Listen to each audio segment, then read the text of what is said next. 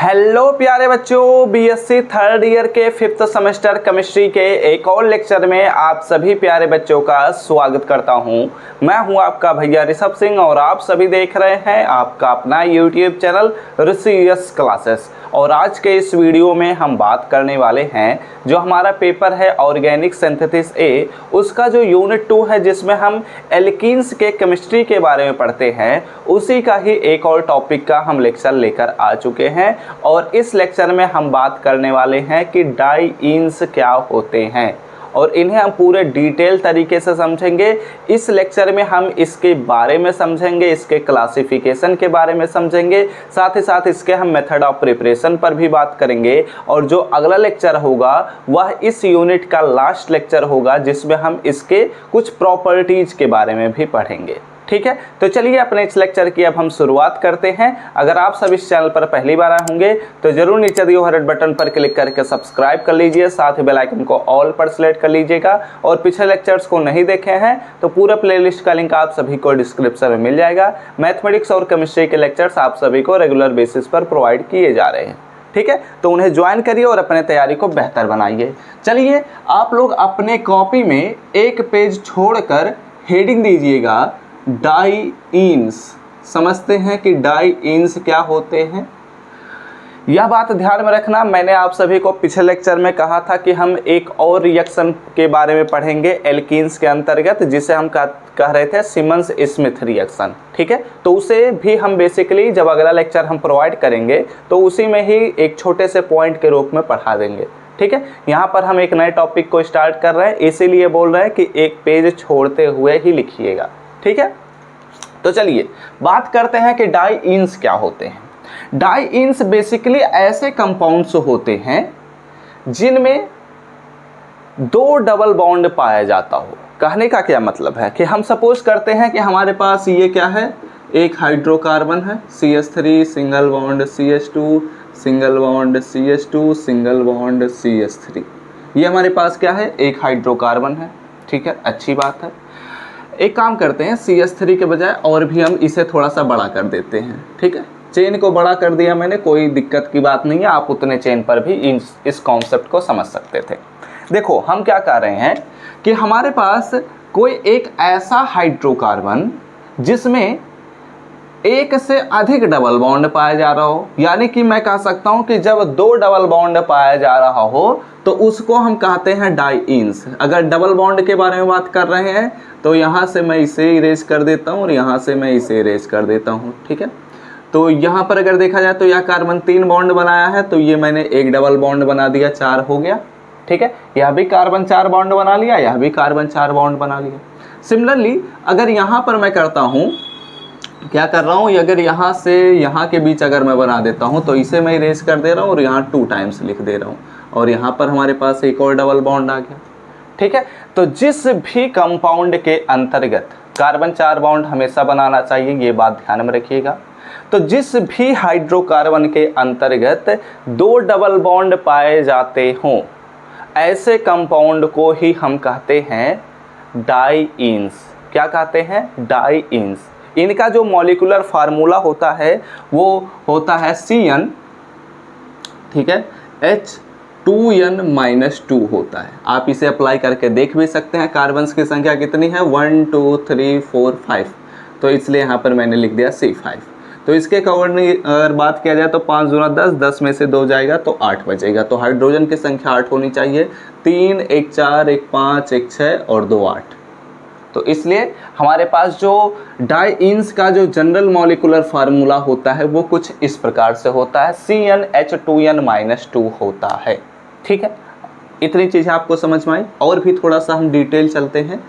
देखो बच्चों, अगर इसे थोड़ा और डिटेल में करता हूँ तो इस तरीके से भी समझा जा सकता है। यही कंपाउंड मैं ले लेता हूँ, हमारे पास है CH3 single bond CH double bond CH। ठीक है, single bond CH single bond CH2, ये मैंने लिया है। ठीक है, वैसे यहाँ पर डबल बॉन्ड था। अब मैं क्या कर रहा हूँ कि यहाँ पर अगर ध्यान से देखा जाए तो हमारे पास जो डबल बॉन्ड हैं उनके बीच एक सिंगल बॉन्ड का डिफरेंस है, यानी कि ये अल्टरनेट पोजीशन पर है। यानी कि कह सकते हैं कि यहाँ पर जो हमारे पास डबल बॉन्ड है उसके बाद एक सिंगल बॉन्ड है, उसके बाद हमारे पास एक डबल बॉन्ड है, यानी कि एक सिंगल बॉन्ड का डिस्टेंस है उसमें। ठीक है, अब यहाँ पर मैं क्या कहने वाला हूँ, ध्यान दीजिएगा। मैं इसे बना देता हूँ CH3। ठीक है, यह कार्बन क्या है, 2 बॉन्ड बनाया है इस कार्बन से, और यह कार्बन इस कार्बन से कितना बनाया है, 1 बॉन्ड बनाया है। लेकिन यह कार्बन तो अभी 3 ही बॉन्ड बना रहा है, तो मैं क्या करने वाला हूँ, इस हाइड्रोजन को भी यहाँ से रिमूव कर दे रहा हूँ और इस कार्बन के बीच डबल बॉन्ड को मैंने बना दिया। अब आप देख सकते हैं कि यह भी कार्बन 4 बॉन्ड बना लिया, यह भी कार्बन 4 बॉन्ड बनाया है, यह भी कार्बन हमारा 4 बॉन्ड बनाया है। तो ऐसे भी कंपाउंड को ही हम कहते हैं डाईइंस, क्योंकि इस कंपाउंड में भी हमारे पास 2 डबल बॉन्ड प्रेजेंट हैं। ऐसे ही सिमिलरली अगर बात किया जाए, हमारे पास एक और कंपाउंड है CH3, CH double bond CH, ठीक है, single bond CH, double bond ना करते हो यहाँ पर भी मैं लिख देता हूँ CH2, एंड सिंगल बॉन्ड हमारे पास है CH, double bond CH, and single bond हमारे पास आ जाएगा तो 2 1 3 1 4, और ये हमारे पास आ गया CH3। ठीक है, अब यहाँ पर ध्यान दीजिएगा, हमारे पास हर कार्बन 4 बॉन्ड बनाया है, और अगर यहाँ पर देखा जाए तो यहाँ पर एक डबल बॉन्ड है और यहाँ पर एक डबल बॉन्ड है, और इन दोनों डबल बॉन्ड के बीच हमारे पास एक एक सिंगल बॉन्ड प्रेजेंट है। ठीक है, तो बेसिकली अब हम इसके क्लासिफिकेशन पर बात कर रहे हैं। ठीक है, तो यहाँ पर क्या बातें पता चल रही हैं, यहाँ पर यह बातें पता चल रही हैं कि हमारे पास ऐसा भी एक डाईन हो सकता है जिसमें डबल बॉन्ड एकदम करीब करीब होंगे, ऐसे भी हमारे पास डाईन्स हो सकते हैं जिनमें केवल एक सिंगल बॉन्ड की वजह से डिफरेंस पाया जा रहा हो, ऐसे भी हमारे पास डबल बॉन्ड ऐसे भी हमारे पास डाईन्स हो सकते हैं जिसमें जो दोनों डबल बॉन्ड प्रेजेंट हैं उनके बीच एक से अधिक सिंगल बॉन्ड प्रेजेंट हो। ठीक है, तो इस सिचुएशन में ये सभी तो डाईइंस ही कहलाएंगे, लेकिन इनका क्लासिफिकेशन कर दिया जाता है और इसे कहा जाता है कॉमुलेटेड डाईन, इसे कहा जाता है कॉन्जुगेटेड डाईन, इसे कहा जाता है आइसोलेटेड डाईन, या फिर इसी को ही कहा जाता है नॉन कॉन्जुगेटेड डाईन। ठीक है, और हमारे जो सिलेबस है उसके अंतर्गत हम कॉन्जुगेटेड डाईन पर ही बात करते हैं, ये बात ध्यान में रखिएगा। ठीक है, इतनी बातें आपको समझ में आई, तो चलो मैं इसके नोट्स पर बात करना शुरू करता हूँ, क्योंकि इसमें हमें और भी चीज़ों पर बात करना है। ठीक है, तो ये सभी चीज़ें समझ में आ चुकी हैं, तो चलिए अब डाईन्स के नोट्स पर बात करना शुरू करते हैं। तो जब कॉन्सेप्ट को अब हम समझ चुके हैं तो चलिए अपने नोट्स पर अब हम बात करते हैं और साथ ही साथ हम इनके क्लासिफिकेशन के बारे में भी समझते हैं। ठीक है, तो यहाँ पर क्या बातें बोली जा रही हैं, ध्यान दीजिएगा। डाईइंस बेसिकली ऐसे हाइड्रोकार्बन्स होते हैं जो कंटेन करते हैं 2 डबल बॉन्ड्स को। ठीक है, तो ऐसे कंपाउंड्स को या ऐसे हाइड्रोकार्बन्स को ही हम क्या कहते हैं, डाईइंस कहते हैं, या फिर इसी को ही हम कह देते हैं अल्का डाईइंस। ठीक है, व्हेयरएज यहाँ पर एक और मैंने पॉइंट लिखा है जो कि अच्छा है और इम्पॉर्टेंट भी है, कि ऐसे भी कंपाउंड्स होते हैं, क्या होते हैं, ऐसे भी कंपाउंड्स होते हैं जिनमें whereas those with more than 2 double bonds are called as polyenes, तो ऐसे कंपाउंड्स को हम क्या कहते हैं, पॉलीइंस कहते हैं। और साथ ही साथ यहाँ पर मैंने लिख दिया कि the general molecular formula of dienes जो होता है वह CnH2n-2 होता है। मैंने ऑलरेडी इन चीज़ों पर बात किया है, तो आपको कोई भी डाउट तो होना ही नहीं चाहिए कि इन्हें हम क्या कहते हैं, इनका जो जनरल मॉलिक्यूलर फार्मूला होता है वह CnH2n-2 होता है। ठीक है, अगर इसमें एग्जाम्पल के तौर पर बात किया जाए तो एग्जाम्पल्स भी अच्छे खासे मिल जाएंगे हमारे पास। ठीक है, एग्जाम्पल्स में हमारे पास हो जाएगा, जैसे कि एक हो जाएगा ब्यूटाडाइन। ठीक है, ब्यूटाडाइन हो जाएगा हमारे पास, एक हो जाएगा अलीन। ठीक है, कई बार इसे एलानीन कहते हैं। ठीक है, जो भी आप प्रोनाउंसिएट कर लीजिएगा, गूगल से आप चाहें तो चेक भी कर लीजिएगा। और एक हमारे पास कंपाउंड बन जाता है आइसोप्रीन। ठीक है, लास्ट में क्या जुड़ता है, इन जुड़ने लग जाता है, ये बात ध्यान में रखिएगा, और ETC। ओके, अब यहाँ पर अगर इनके हम क्लासिफिकेशन पर बात करते हैं तो बेसिकली मैंने आपको बताया कि 3 प्रकार से हम क्लासिफाइड कर सकते हैं, इन चीज़ों को क्लासिफिकेशन कर सकते हैं। तो उसमें हमारे पास सबसे प्यारा आता है कुमुलेटेड डाइईन्स। अब ये क्या होता है, कुमुलेटेड डाइईन्स क्या होता है, अगर बात किया जाए तो ऐसे हमारे पास डाइईन्स जिनमें जो डबल बॉन्ड हो वो एक दूसरे के एडजेसेंट पोजीशन पर होने चाहिए, यानी कि मैं कह सकता हूं कि उनके बीच कोई भी सिंगल बॉन्ड ना प्रेजेंट हो या फिर किसी भी और तरह का बॉन्ड ना प्रेजेंट हो, वो दोनों साथ में ही प्रेजेंट होने चाहिए। कैसे होता है ये बात करते हैं। If the double bonds are adjacent to each other are called as cumulated डाइईन्स। क्या होता है, अगर इसमें हम एग्जाम्पल के तौर पर बात करते हैं तो ये हमारे पास एक कार्बन हुआ, इस कार्बन से ये एक हाइड्रोजन लिंक हुआ, ये हमारे पास दूसरा हाइड्रोजन लिंक हो गया।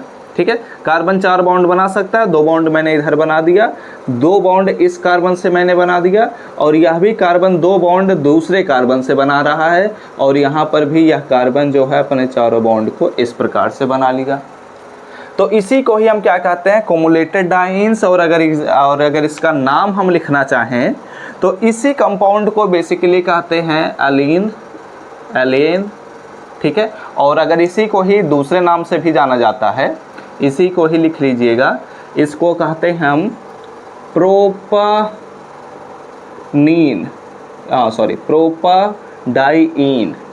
ठीक है, क्या कहेंगे, प्रोपाडाइईन कहेंगे, क्योंकि हमारे पास 3 कार्बन है और तीनों कार्बन में अगर बात किया जाए तो डबल बॉन्ड हमारे पास प्रेजेंट है, तो इसलिए इसे प्रोपाडाइईन कहने लग जाते हैं। ठीक है, आप लोग क्या करिए, इतनी चीज़ों का फटाक से स्क्रीनशॉट लीजिए, उसके बाद हम इसके अगले क्लासिफिकेशंस पर बात करना शुरू करते हैं। तो चलिए अब अगले क्लासिफिकेशंस पर हम बात करते हैं। हमारे पास अगला पॉइंट आता है कॉन्जुगेटेड डाइईन्स। ठीक है, कॉन्सेप्ट ऑलरेडी समझा चुका हूं कि ऐसा कोई भी डाइईन जिसमें हम सिंगल बॉन्ड की वजह से सेपरेट कर सकें अपने दोनों डबल बॉन्ड को, तो इसी पॉइंट को ही या ऐसे ही कंपाउंड को ही हम कहते हैं कॉन्जुगेटेड डाइईन्स। अगर एग्जाम्पल के तौर पर हम बात करते हैं तो लीजिए आप सभी के सामने हाजिर है हमारा सबसे प्यारा एग्जाम्पल, जिसे हम कह सकते हैं कॉन्जुगेटेड डाइईन्स में अगर सबसे छोटा हम बनाने की कोशिश करते हैं तो ऐसे बना सकते हैं। ध्यान दीजिएगा, कार्बन है, डबल बॉन्ड कार्बन है, सिंगल बॉन्ड कार्बन है, डबल बॉन्ड कार्बन है। ठीक है, अब इन्हीं से हम हाइड्रोजन को लिंक कर देते हैं। ये हमारे पास एक हाइड्रोजन हुआ, ये दूसरा हाइड्रोजन हुआ और 4 बॉन्ड बना लिया। इस कार्बन पर अगर बात किया जाए तो 3 बॉन्ड बनाया हुआ है, यहाँ पर एक हाइड्रोजन मैं लिख दूँ तो हो जाएगा, तो लीजिए मैंने लिख दिया। इस कार्बन पर अगर बात किया जाए तो यह भी 3 बॉन्ड बनाया है, इससे एक हाइड्रोजन को लिंक करना है, तो यहाँ पर लिखना मुश्किल हो जाएगा, तो लीजिए यहाँ से मैंने हाइड्रोजन को लिंक कर दिया। इस कार्बन पर अगर बात किया जाए तो 2 बॉन्ड बनाया है, ये हमारे पास एक हाइड्रोजन, ये हमारे पास दूसरा हाइड्रोजन। लीजिए तैयार हो गया हमारा सबसे प्यारा कंपाउंड, जिसे हम कहेंगे कॉन्जुगेटेड डाइईन्स। ठीक है, इसमें आप देख सकते हैं कंडीशन हमारा सेटिस्फाई हो रहा है कि दोनों डबल बॉन्ड के बीच एक सिंगल बॉन्ड प्रेजेंट होना चाहिए, तो दोनों डबल बॉन्ड के बीच एक सिंगल बॉन्ड प्रेजेंट है। अगर इसमें एग्जाम्पल के तौर पर हम बात करते हैं, एग्जाम्पल नहीं, इसका नाम अगर हम बात करते हैं तो हम कहेंगे 4 हमारे पास कार्बन है और पहले और तीसरे, पहला कार्बन, दूसरा कार्बन, तीसरा कार्बन, तो पहला और तीसरा कार्बन पर हमारे पास डबल बॉन्ड है, तो 1 3, और इसे हम कहेंगे ब्यूटाडाइईन, क्योंकि 4 कार्बन है तो ब्यूटा हो जाएगा और 2 डबल बॉन्ड है इसलिए डाइईन हो जाएगा, तो इसलिए क्या हुआ 1 3 ब्यूटाडाइईन। ठीक है, बात करते हैं नॉन कॉन्जुगेटेड डाइईन्स क्या होते हैं। तो ऐसा कंपाउंड या ऐसा डाइईन जिसमें जो हमारे पास डबल बॉन्ड्स हों वो एक से अधिक सिंगल बॉन्ड से सेपरेट होते हों, तो इन्हीं को ही हम कहते हैं non conjugated dienes. If the double bonds are separated by more than 1 single bond are called as non conjugated dienes. Example के तौर पर अगर बात किया जाए तो बहुत ही अच्छे अच्छे एग्जाम्पल इसमें भी मिल सकते हैं। लीजिए ये एक हमारे पास कार्बन हुआ जिससे 2 डबल बॉन्ड होते हुए कार्बन जुड़ा हुआ है, सिंगल बॉन्ड कार्बन जुड़ा हुआ है, सिंगल बॉन्ड कार्बन जुड़ा हुआ है। एक से अधिक होने चाहिए तो मैंने 2 कर दिया। ठीक है, तो यहाँ पर यह भी हमारे पास एक बन जाएगा। लीजिए यहाँ से मैंने डबल बॉन्ड कर दिया, कार्बन लिंक हो गया, और यहाँ से यह डबल बॉन्ड से जुड़ा है तो यानी कि यहाँ पर 2 हाइड्रोजन हमारे पास लिंक होंगे, और यह 3 बॉन्ड बनाया है तो एक हाइड्रोजन लिंक होगा, यह 2 बॉन्ड बनाया है तो 2 हाइड्रोजन यहाँ पर हमारे पास लिंक होंगे, ठीक है। या भी हमारे पास 3 बॉन्ड बनाया है तो 1 हाइड्रोजन लिंक हुआ, 2 हाइड्रोजन यहाँ पर भी लिंक हो जाएंगे। लीजिए तैयार हो गया हमारे पास नॉन कॉन्जुगेटेड डाइन्स। अगर एग्जाम्पल के तौर पर बात करें तो समझ में आया ना, कोई दिक्कत तो बात नहीं होनी चाहिए। 2 डबल बॉन्ड एक से अधिक सिंगल बॉन्ड से सेपरेट होने चाहिए, सबसे छोटा कंपाउंड यही बन सकता है, ठीक है। अगर इसके नाम पर बात करते हैं तो पहले पोजीशन पर है डबल बॉन्ड और हमारे पास 1 2 3 4 चौथे पोजीशन पर है, तो इसका नाम क्या हो जाएगा 1 4 और कितने कार्बन्स हैं 1 2 3 4 5, तो इसे हम कहेंगे 1 4 पेंटा, ठीक है। क्या कहेंगे 1 4 पेंटा, और 2 डबल बॉन्ड हैं इसलिए इसे हम कहेंगे 1 4 पेंटा डाइईन। ओके, अब ये हमारे पास तैयार हो गया सभी चीज़ें, आप लोग स्क्रीनशॉट फटाक से लीजिए। इसके बाद चलिए अब इसके मेथड ऑफ प्रिपरेशन पर हम बात करते हैं। तो चलिए अब हम बात करते हैं अपने general method of preparation of dienes के बारे में, ठीक है। तो आप लोग अपने कॉपी में हेडिंग दीजिएगा method of preparation, methods of preparation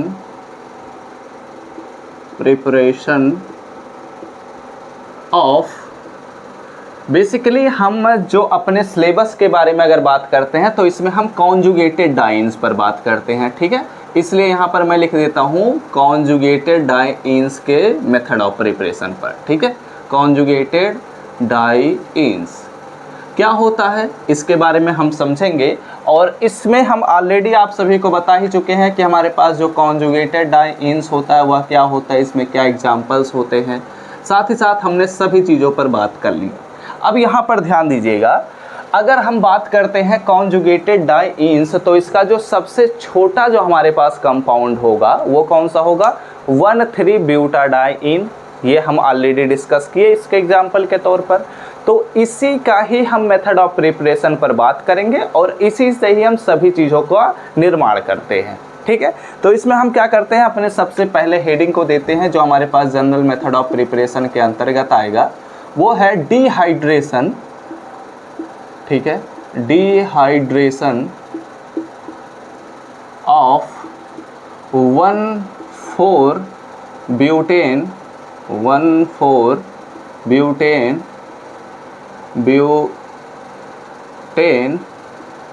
ठीक है, ब्यूटेन डाइऑल।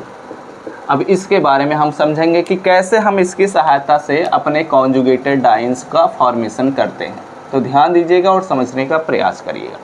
देखो क्या करते हैं कि जो हमारे पास जब हम क्या करेंगे, जो हमारे पास 1,4 ब्यूटेन डाइऑल है, ठीक है, ब्यूटेन डाइऑल जो हमारे पास है उसको ट्रीट करते हैं, ट्रीटेड विथ, किसके साथ ट्रीटमेंट कराते हैं H2SO4 के साथ भी ट्रीटमेंट करा सकते हैं, या फिर आप लिख सकते हैं P2O5, इसके साथ भी हम क्या करा सकते हैं, इसका रिएक्शन करा सकते हैं। तो इस सिचुएशन में क्या बनता है, फॉर्म्स, तब यह फॉर्म करता है 1,3 ब्यूटेन, ठीक है, 1,3 ब्यूटेन ब्यूटेडाइन बनाएगा, ठीक है। अब कैसे बनेगा आइए बात करते हैं, इसमें रिएक्शन को समझते हैं। हमारे पास है 1,4 ब्यूटेडाइनॉल, ठीक है। अगर यहाँ पर हम बात करते हैं तो ये हमारे पास हो गया CH3 CH2 single bond CH2 single bond हमारे पास है CH3, यह क्या हुआ ब्यूटेन हुआ। अब इसकी सहायता से ही हम क्या करेंगे, ब्यूटेन डाइऑल का निर्माण करेंगे। तो यहाँ पर 1 पोजीशन पर और 4th पोजीशन पर हमारे पास ऑल ग्रुप जुड़ेगा। अब कैसे जुड़ेगा बात करते हैं। तो यहाँ पर बेसिकली जब हम OH ग्रुप को जोड़ देते हैं दोनों साइड में ही, पहले पोजीशन पर और चौथे पोजीशन पर, तो हमारे पास क्या बन जाता है CH2, यहाँ पर OH लिंक कर दीजिए, यहाँ पर भी OH लिंक कर दीजिए। ये हमारे पास क्या बन गया, ये हमारे पास बन गया है 1,4 ब्यूटेन डाइऑल का हो गया है फॉर्मेशन। अब इसका हम रिएक्शन किसके साथ कराएंगे, इसका रिएक्शन हम करा रहे हैं H2SO4 के साथ, ठीक है। या तो आप H2SO4 के साथ रिएक्शन करा दीजिए या फिर आप P2O5 के साथ रिएक्शन करा दीजिए, कोई दिक्कत की बात नहीं है। बेसिकली हमें निकालना है पानी। तो कैसे निकलेगा ये बात करते हैं। जब H2SO4 हम लगाएंगे तो यहाँ पर H+ जो आएगा वह H+2 टाइम्स आएगा और यहाँ से OH ग्रुप को और यहाँ से OH ग्रुप को निकालते हुए वाटर मॉलिक्यूल बनाएगा। 2 टाइम्स वाटर मॉलिक्यूल क्या हो जाएंगे, रिलीज हो जाएंगे। और जब वो रिलीज होंगे तो हमारे पास क्या बनेगा, इसके बारे में अब हम बात करते हैं। तो यहाँ से OH ग्रुप और यहाँ से OH ग्रुप हमारे पास रिमूव होगा, ठीक है, ध्यान दीजिएगा। और इसके साथ साथ कुछ और भी चीज़ें होती हैं। जो हमारे पास H2SO4 होता है वो तो केवल आता है रिएक्शन में और अपना वह कैटालिस्ट के रूप में आता है, यानी कि हमारे पास लास्ट में 2H+ भी निकलना चाहिए। तो 2H+ बेसिकली कहाँ से निकलता है, यहाँ से एक H निकल जाता है, यहाँ से एक H निकल जाता है। इसका मैकेनिज्म अगर होता तो और भी अच्छे से समझ में आता, लेकिन हमारे सिलेबस में मैकेनिज्म है नहीं, तो इसलिए मैं थोड़ा सा कॉन्सेप्चुअल बेसिस पर बात कर रहा हूँ, ठीक है। तो यहाँ पर क्या होगा, हमारे पास CH2 मिला, क्या मिला, यहाँ पर हमारे पास मिल रहा है CH2 और यहाँ से एक सिंगल बॉन्ड बच रहा है, यहाँ से भी हाइड्रोजन निकलेगा तो यहाँ पर हमारे पास डबल बॉन्ड CH हो जाएगा। यहाँ पर हमारे पास सिंगल बॉन्ड प्रेजेंट ही रहेगा तो ये CH यहाँ पर भी हो जाएगा। और यहाँ से एक हाइड्रोजन निकला है, यहाँ से OH ग्रुप निकला है तो इनके बीच भी हमारे पास बन जाएगा डबल बॉन्ड और यहाँ से हो जाएगा CH2। और यही तो हमारे पास बना हुआ है, क्या बना हुआ है, 1 3 पहले पोजीशन पर डबल बॉन्ड, तीसरे पोजीशन पर डबल बॉन्ड, तो 1 3 और क्या बना है, 4 कार्बन है तो इसलिए इसे हम क्या कहेंगे, ब्यूटेन, ब्यूटेन, ठीक है। और यहाँ पर हमारे पास 2 डबल बॉन्ड है तो इसलिए हम कहते हैं ब्यूटाडाइईन कहने लग जाते हैं, ठीक है। और इस प्रकार हमारे पास यह रिएक्शन होता है, ओके। यहाँ पर ब्यूटाडाइईन था, ठीक है, ब्यूटाडाइईन, ओके। तो इस प्रकार हमारे पास रिएक्शन हुआ है, चीज़ें आपको समझ में आई। यहाँ पर क्या हुआ है, या तो H2SO4 का प्रेजेंस में यहाँ रिएक्शन करा दीजिए या फिर P2O5 के प्रेजेंस में यहाँ रिएक्शन करा दीजिए। वाटर मॉलिक्यूल हमें इस कंपाउंड से खींच कर निकाल देना है। अब कैसे निकलेगा, यहाँ से 2 हाइड्रोजन टूटेंगे, यहाँ से OH ग्रुप, यहाँ से OH ग्रुप हमारे निकलेंगे और ये जो हमारे पास हाइड्रोजन यहाँ से लिंक हो जाएगा, ये हाइड्रोजन यहाँ पर लिंक होगा। दोनों वाटर मॉलिक्यूल जब निकले तो ये डबल बॉन्ड इधर बना लेगा, ये डबल बॉन्ड इधर बना लेगा और इस प्रकार हमारे पास मेन कंपाउंड बन जाएगा, ठीक है। तो आप लोग क्या करिए, इतनी चीज़ों का स्क्रीनशॉट लीजिए, उसके बाद चलिए एक और जनरल मेथड ऑफ प्रिपरेशन पर हम बात करते हैं। तो चलिए अब इसके second general method of preparation पर हम बात करते हैं, जिसमें हम क्या पढ़ने वाले हैं, ध्यान दीजिएगा। इसमें हमारे पास आता है दूसरा पॉइंट, जिसमें हम पढ़ते हैं डिहाइड्रो, ठीक है। हम क्या पढ़ेंगे, इसमें हम पढ़ेंगे डिहाइड्रो हैलोजिनेशन। क्या होता है इसके बारे में हम सब कुछ डिटेल में बात करेंगे, ध्यान देते हुए चीज़ों को समझिएगा। डिहाइड्रो हैलोजिनेशन ऑफ 1,4-डाईक्लोरो, ठीक है, डाईक्लोरोब्यूटेन का हम रिएक्शन कराते हैं। क्या होता है ये बात करते हैं, चीज़ों को समझते हैं। 1,4-डाईक्लोरोब्यूटेन के बारे में अगर नहीं जानते हैं तो बिल्कुल भी मत परेशान होइएगा, इसके बारे में हम थोड़ा सा डिटेल में समझने वाले हैं, ठीक है। क्या होता है ये बात करते हैं। देखिए हम लेते हैं 1,4-डाईक्लोरोब्यूटेन, ठीक है। तो यहाँ पर मैं सेंटेंस भी लिख देता हूँ कि व्हेन, जब हम 1,4-डाईक्लोरोब्यूटेन को ले रहे हैं, ठीक है, डाईक्लोरोब्यूटेन को हमने क्या किया, उठाया, ठीक है, और इसका हम रिएक्शन करा रहे हैं ट्रीटेड विथ, ठीक है, ट्रीटेड विथ, इसका हम किसके साथ ट्रीटमेंट करा रहे हैं, इसका हम ट्रीटमेंट करा देते हैं NaOH के साथ, क्योंकि यहाँ पर हमें क्या करना है, डिहाइड्रो हैलोजिनेशन कराना है, ठीक है। तो NaOH के साथ जब हम इसका रिएक्शन कराते हैं तो हमारे पास मिलता है कॉन्जुगेटेड डाईईन, ठीक है। चलिए अब रिएक्शन पर हम बात करते हैं, उसके बाद हम प्रोडक्ट भी लिख देंगे। तो ये सभी सेंटेंस कहाँ से बनते हैं? ये सभी सेंटेंस हम रिएक्शन को देखते हुए ही बनाते हैं। ठीक है, कैसे होता है ये बात करते हैं, तभी चीज़ें समझ में आने वाली हैं।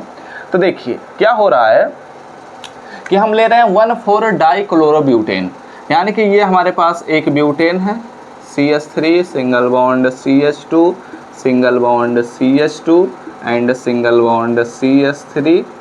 ठीक है, ये हमारे पास क्या है? ब्यूटेन है।